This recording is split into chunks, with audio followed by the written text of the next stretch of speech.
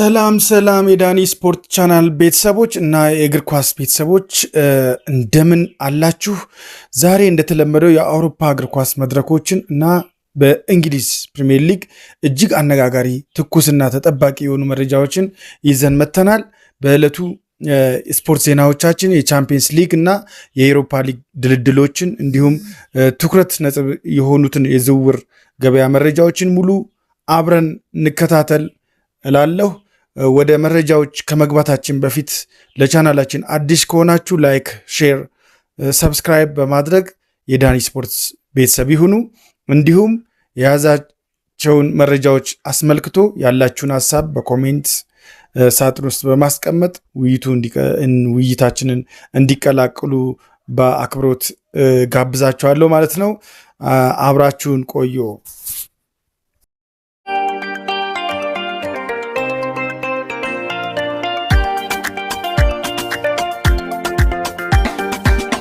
ተመልሰናል። ክቡራት የዳኒ ስፖርት ቤተሰቦች መጀመሪያ የምናደርገው መረጃ የዩሮፓ ሊግ እና የቻምፒየንስ ሊግ ድልድልን የተመለከተ ይሆናል። የፈረንጆች 2026-27 የውድድር ዘመን የዩሮፓ ሊግ እና የኮንፈረንስ ሊግ ምዕራፍ ድልድል ይፋ ሆኗል። በዚህም መሰረት የብሪታንያ ክለቦች የሚያገኟቸው ተቃራኒ ቡድኖች በይፋ ታውቀዋል።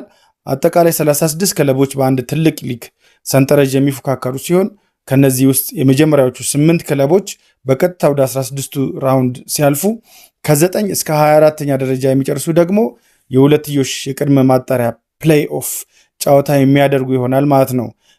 25ኛ እና ከዚያ በታች የሚጨርሱ ክለቦች ግን ከውድድር ዘመናቸውን በአውሮፓ ያጠናቅቃሉ ማለት ነው። ከግሬት ብሪቴን አካል የሆነችው ሴልቲክ ክለብ ስንጀምር ከሜዳቸው ማርሴይ፣ ፈረንስቶቫርስ፣ ሴልታ ቪጎ እና ቤሽኪታሽ ጋር ሲጫወቱ ከሜዳ ውጭ ደግሞ በቤኔፊካ፣ ዩኒየን ኤስጂ፣ ኦሞኒያ እና ቶሬንሴ ጋር ይጋፈጣሉ ማለት ነው። በርንማውዝ እንደዚሁ ከኤሲ ሚላን፣ ከቪክቶሪያ ፕላዘን፣ ስቱርም ግራትስ እና ሃፖኤል ቤርሼቫ ጋር በሜዳቸው ሲጫወቱ ከሪያል ሶሴዳድ፣ ስፓርታክ ፍራግና ሴልታ እና ሊስትሮም ጋር ደግሞ ከሜዳቸው ውጪ ይጫወታሉ። ዘንድሮ የምንሰማቸው ስሞች ብዙም ከዚህ በፊት ያልሰማናቸው የማናቃቸው ናቸው። ያው እንትኑ ሰፋ ስላለ የአውሮፓ ቻምፒየንስ ሊግ ፎርማቱ ብዙ ቡድኖችን እንዲያቅፍ ተደርጎ ስለተዘጋጀ ብዙም ስማቸው ተሰምቶ የማይታወቁ ቡድኖችም ጭምር እየተካተቱበት እየተገኘ ለዛ ነው ማለት ነው። ሰምተን ማናቃቸው አዳዲስ ስሞችን እየሰማን ያለ ነው። ሰንደርላንድ እንደዚሁ ሰንደርላንድ እና ክሪስታል ፓላስ፣ ሰንደርላንድ ከኤዜድ አልካማር፣ ዳይናሞ ዛግሬብ፣ ያጎሌኒያ እና ሌቪስኪ ሶፊያ ጋር በሜዳቸው ሲጫወቱ ከኤሲ ሚላን፣ አንደርሌክት፣ ፓዝናን እና ቶሬንሴ ጋር ከሜዳ ውጭ ይጫወታሉ። ክሪስታል ፓላስ ደግሞ ከሪያል ሶሴዳድ፣ ስፓርታግ፣ ሌክስ ፓዘን እና ሆፌንሃም ጋር በሜዳቸው ከሊዮን፣ ሳልዝበርግ፣ ያጌሎኒያ እና ቤሽኪታሽ ጋር ከሜዳ ውጭ የሚያደርጓቸው ከባድ ግጥሚያዎች ይጠብቋቸዋል ማለት ነው። በዩሮፓ ቻምፒየንስ ሊግ አዲስ ሊግ ምዕራፍ ድልድልን ስንመለከት በጉጉት ሲጠበቅ የነበረው የአውሮፓ ቻምፒየንስ ሊግ ድልድል ይፋ ሆኗል። አርሰናል በዚህ ውድድር ዘመን ከስፔን ግዙፉ ክለብ ሪያል ማድሪድ ጋር እጅግ አጓጊ ከባድ ጨዋታ በሊጉ ምዕራፍ ላይ እንዲያደርጉ ተደልድለዋል ማለት ነው። ማንቸስተር ሲቲ፣ አስቶን ቪላ እንደዚሁ ሁለቱም የእንግሊዝ ፕሪሚየር ሊግ ክለቦች ከፈረንሳዩ ግዙፉ ክለብ ከፓሪስ ሴንት ጀርሜን ጋር የሚጫወቱ ሲሆን ማንቸስተር ዩናይትድ እንደዚሁ ከጀርመኑ ኃያል ባየር ሙኒክ ጋር በሜዳው ጨዋታ ለአዲሱ የውድድር ዘመን ትልቅ መዘክር ሆኖ ተብሎ ይጠበቃል። የክረምቱን ዝውውር ገበያ ትኩረት መረጃ አድርገን ስንመለከት ዝውውር መስኮቱ መዝጊያ እንደዚሁ መዝጊያ ሊቃረብ ቀናት ብቻ በቀሩበት ሰዓት ክለቦች አሰላለፋቸውን ለማጠናከር ከፍተኛ እንቅስቃሴዎችን እያደረጉ ይገኛሉ። ብሬንትፎርድ ሴኔጋላዊውን የግራ ተከላካይ ኤልሃጂ ማሊክን ዲዩፍ ከዌስትሃም ዩናይትድ እስከ 40 ሚሊዮን ፓውንድ 35 ሚሊዮን ፓውንድ ቋሚ እና 5 ሚሊዮን ፓውንድ ቦነስ በሚደርስ ዋጋ በ5 ዓመት ውል አስፈርሞታል። ሊቨርፑል ከፓሪስ ሴንት ጀርሜን ፈረንሳዊውን አጥቂ ብራድሊን ባርኮላን በ120 ሚሊዮን ፓውንድ ግምታዊ ዋጋ ለማዘዋወር በመርህ ደረጃ ስምምነት ላይ ደርሰዋል። ቸልሲም እንደዚሁ አርጀንቲናውን አማካይ ኤንዞ ፈርናንዴዝ ትክክለኛ ዋጋ ሲቀርብለት እና ክለቡ ተጨማሪ አማካይ ማስፈረም ከቻለ ወደ ማንቸስተር ሲቲ ለመሸጥ ዝግጁ መሆኑን ተናግሯል። በሌላ በኩል ቸልሲዎች ከአስተን ቪላ በዓለም ዋንጫ አሸናፊ ግብ ጠባቂ ሚላኖ ማርቲኔዝን በ7.5 ሚሊዮን ፓውንድ ለማስፈረም ከስምምነት ላይ ደርሷል። በሌላ በኩል አርሰናል እና ጁሊያን አልቫሬዝ የአትሌቲኮ ማድሪድ ወይም ወደ አልቫሬዝ አትሌቲኮ ማድሪድን ወይም ደግሞ አርሰናልን መቀላቀል የሚችልበት ሁለት አማራጮች ብቻ ከፊቱ አድርጓል። ይህም በአርሰናል ደጋፊዎች ዘንድ ከፍተኛ መነቃቃትን ፈጥሮለታል ማለት ነው። ወደ ማንቸስተር ዩናይትድ ስናልፍ ማይክል ካሪክ ማንቸስተር ዩናይትድ ከሃል ሲቲ ጋር ባደረገው ጨዋታ በሁለት ቅጣት ምት ግቦች መሸነፉ ተከትሎ ቡድኑ ያለው የቅጣት ምት ማዕዘን ወይንም ደግሞ የማዕዘን ምት ሴት ፒስ የመከላከል ድክመት አስነስቶበታል።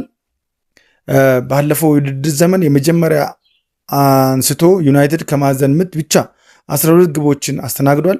ይህ ከሊድስ ጋር አቻ ያደርገዋል። በፕሪሚየር ሊጉ በሊጉ ከፍተኛ ቁጥር ነው ማለት ነው።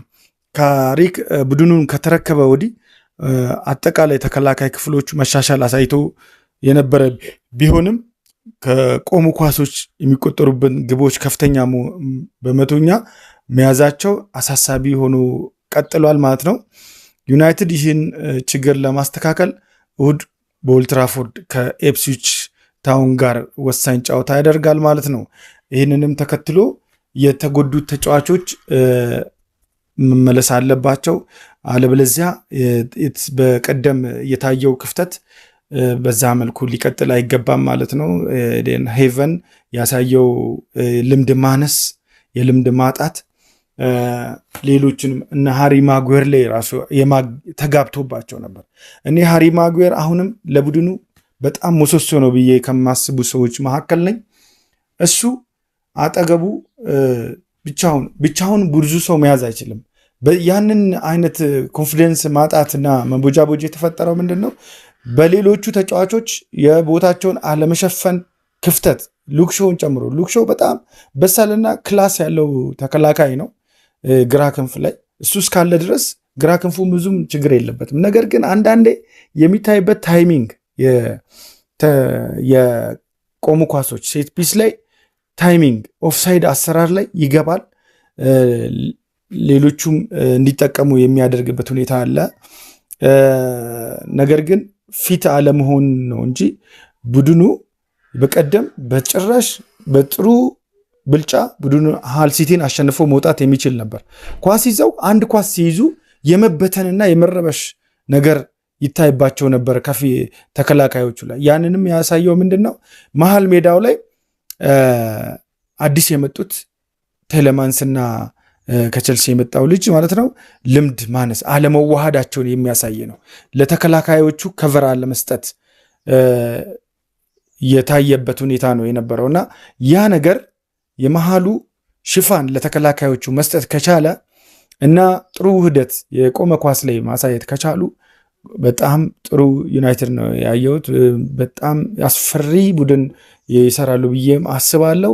ሌላው ያየሁት ክፍተት ምንድነው? ፊት ለፊት ላይ ሼሽኮ ባለበትና ሐሰተኛ እነ ኤምቤሞና እንትና በሚገቡ ሰዓት ያን ያህል አጥቂው አስፈሪ አይደለም። ኩኛ ክንፍ ላይ ወይም ተደራቢ ሆኖ ሲጫወት እና ፊት አጥቂ ሆኖ ሲጫወት አንድ አይደለም። ጠፍተው ነው ያየሁት በበቀደሙ ጨዋታ። ኢቭኒ ፈርናንዴዝ ጠፍቶ ነው የነበረውና ያን ነገር ማስተካከል የሚችሉ ከሆነ አሁንም በእርግጥ ስጋት ላይ የሚጥል ነው። የመጀመሪያ ጨዋታ ነጥብ መጣል እንደ ተፎካካሪ ቡድን መሆን አለብን ብሎ ከታሰበ ይሄ አቬሬጅ ቡድኖችና ታች ያሉ ቡድኖች ላይ የሚጥሉትን ነጥብ ከማስተካከል አለባቸው። በጭራሽ 5 ተከላካይ ይዞ የሚገባ ቡድንን በጣም ይፈትናቸዋል። ሎ ብሎክ የሚጫወት ቡድን በጣም ነው የሚፈትነው ማንቸስተር ዩናይትድን። ይሄ የአጭር ጊዜ አይደለም፣ በጣም ረጅም ጊዜ ነው። በጣም እንደውም ማንቸስተር ትልልቅ ቡድኖች ይቀሉታል። በጣም ኮምፎርት ዞናቸው በቃ ትልልቅ ቡድኖች ይሆኑ። ብዙ ነጥብ ደግሞ መሰብሰብ የሚቻለው አቬሬጅ ቡድኖች ላይ ነው። ትልልቅ ቡድኖችን በማሸነፍ ብቻ ዋንጫ አይበላም እና እነዚህ ትንንሽ ቡድኖች በቃ የማንቸስተርን እንዴት ማዋከብና ዝግት አድርገው በቃ መፈናፈኛ አሳጥተው ያንን ማስከፈት መቻል ታክቲክ አዲስ ይዞ መምጣት አለባቸው። ይሄዳሉ፣ በተከፈተ በሰዓት በካውንተር ሄደው ያገቡባቸዋል ወይ በቁመ ኳስ ያገቡባቸዋል። ይሄን ነገር ማስተካከል ከቻለ ማንቸስተር ዩናይትድ ታላቅነቱ ይመለሳል ብዬ አስባለሁ። ያሉት ተጫዋቾች በጣም ፊት ከሆኑለትና ከተገኙ በጣም ትልቅ ለውጥ ይኖራል የሚል ግምት አለኝ ማለት ነው። በሌላ በኩል የእንግሊዝ ፕሪሚየር ሊግ ቅዳሜና እሁድ መርሃ ግብሮችን እንመልከትና እንጨርሳለን ማለት ነው። አርብ ዛሬ ክሪስታል ፓላስ ማንቸስተር ሲቲ ጋር በሚጫወቱት ጨዋታ ይጀመራል። የእንግሊዝ ፕሪሚየር ሊግ ሁለተኛ ሳምንት። ቅዳሜ ቶትንሃም ከኒውካስል ትልቅ ጨዋታ አለ። እሁድ ቸልሲ ከብራይተን እንደዚሁ ቀላል የሚባል ጨዋታ አይደለም። ቸልሲ የሚፈተንበት ጨዋታ ነው። ሊድስ ከብሬንትፎርድ፣ ሰንደርላንድ ከፉልሃም፣ ማንቸስተር ዩናይትድ ከኤፕስዊች ታውን ይጫወታሉ። እሁድ ዕለት ሰኞ ማለት ነው። አስቶን ቪላ ከአርሰናል ሳምንቱ በእርግጥ አስቶን ቪላ አሁን ብዙም እንትን አይደለም። በዚህ ጨዋታ የእንግሊዝ ፕሪሚየር ሊግ ሁለተኛ ሳምንት መጓጫ ይሆናል ማለት ነው። የዛሬው ዳኒ ስፖርት ዩቲዩብ ቻናል ዜና ማጠቃለያችን ይህን ይመስል ነበረ። ተወዳጆቻችን ክለቦች የድልድል ውጤት እና የዝውውር እንቅስቃሴዎችን እንዴት አያችሁት? በቻምፒየንስ ሊግ ማን ያሸንፋል ብለው ያስባሉ? ሀሳቡን አስተያየቱንና ጥያቄውን በአስተያየት መስጫ ሳጥን ውስጥ ኮሜንት ላይ ማለት ነው አስቀምጡልኝ። ቻናላችንን ላይክ፣ ሼር፣ ሰብስክራይብ በማድረግ